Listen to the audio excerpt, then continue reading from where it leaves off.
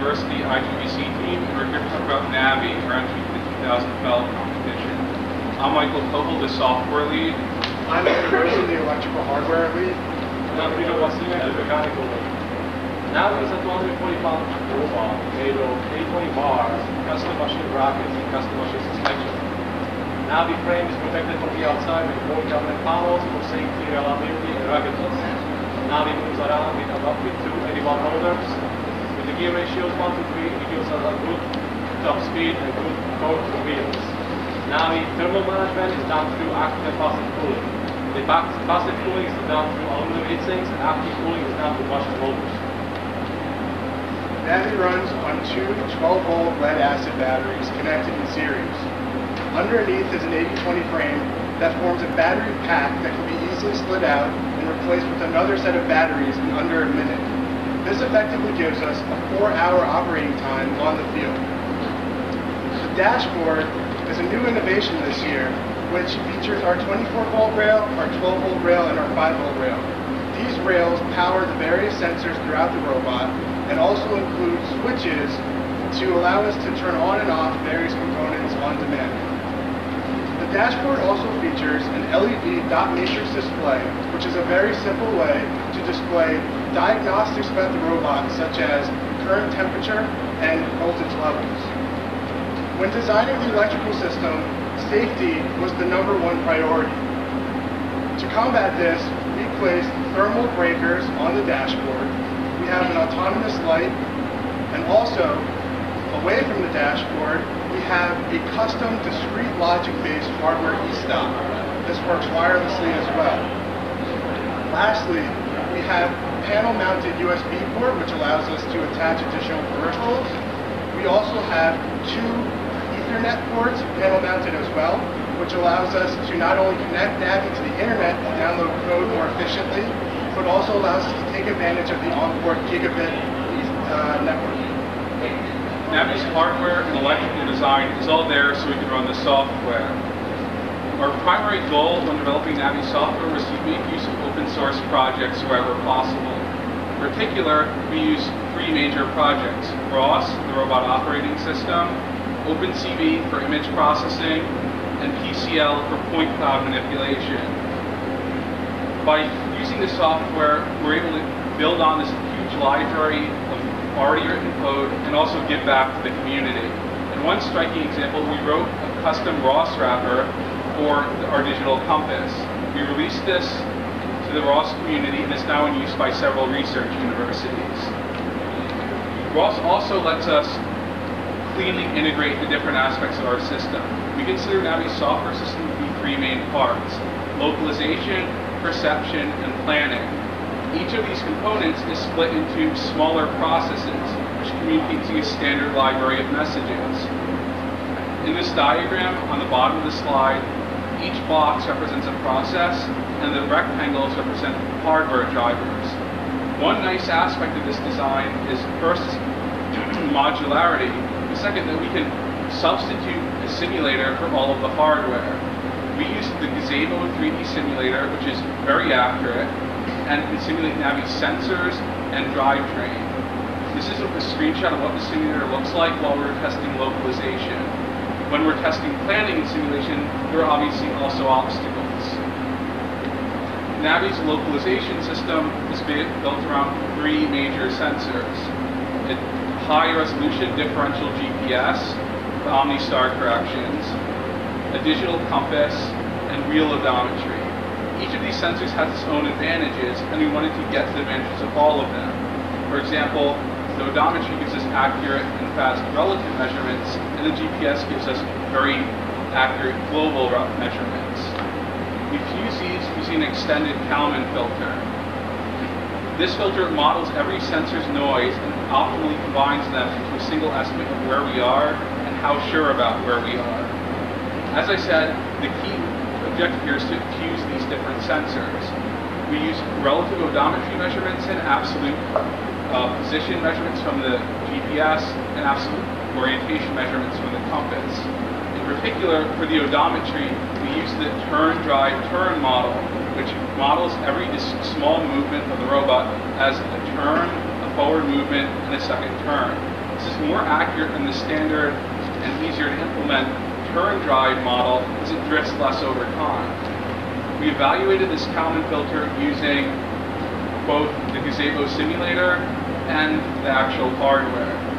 On the left, you can see the results when we drove Navi in a large square and recorded the Kalman filter estimate for where it is.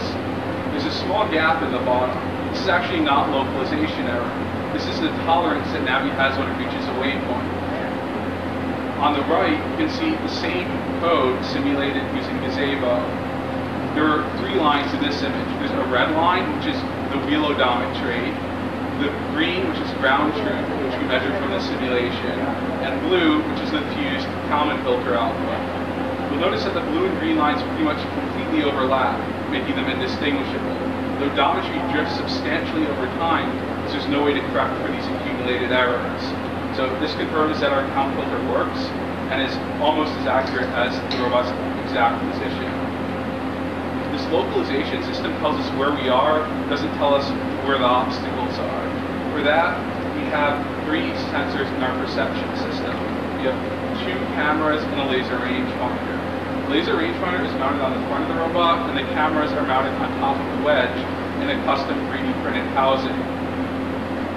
This sensor arrangement takes advantage of Navi's novel wedge-shaped design to maximize the laser's field of view. Out of the sensor's 270-degree maximum field of view, we achieve 240 degrees. This is comparable to what many robots achieve with multiple laser rangefinders. This is only possible because of the shape of Navi's frame. Additionally, we place the sensors on top of the cameras on top of the wedge to maximize their field of view. They have approximately a 20-meter maximum range in seeing lines on the ground and a 130-degree aggregate field of view. This is possible because each camera has a 90-degree field of view wide-angle lens. This allows us to perceive obstacles that are both alongside Navi, in front of Navi, and far in the distance. The outputs of these cameras are processed using a 3-stage computer vision algorithm. The first stage is image rectification. This accounts for lens distortion and verifies that lines that are straight appear straight in the image. The next stage is a color transformation. This uses a nonlinear SVM classifier and is built on features from the HSV color space. Together, this guarantees that this is as illumination robust as possible and works in clouds, sunlight, and in shadows. You can see the output of that filter in the middle image. This is much more reliable than the standard threshold-based technique. The final step is to eliminate regions that are not of the appropriate width. This is done using a pulse width filter. The width of this filter is tuned to every pixel on the image using the camera's known intrinsic parameters and its location with respect to the ground.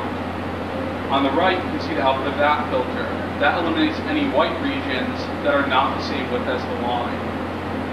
One novel contribution here is that we're taking advantage of ROS process architecture to parallelize this. Both the left and the right processing pipelines run in parallel, and individual stages in the same pipeline run in parallel.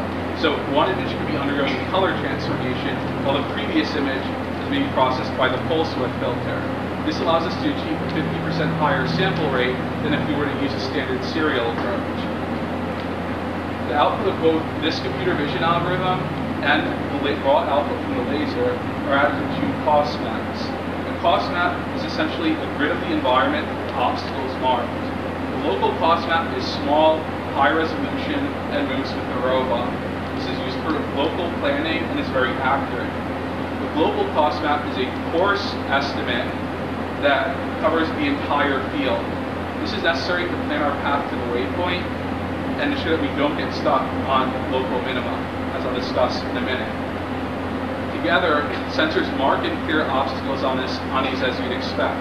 If we see an obstacle 5 feet away, we know there's no obstacle 4 feet away in the same direction. So on the right, you can see this, what this cost map looks like. The orange are the detected obstacles. The green is an inflation radius based on the size of the robot. These 2 cost maps are used by our 2 planning algorithms. The global cost map is used by a global planner, which runs on demand. So the global planner runs whenever we see enough new obstacles to dramatically change our path. It's a weighted A-star search where the weights are determined based on how far each node is from the nearest obstacle.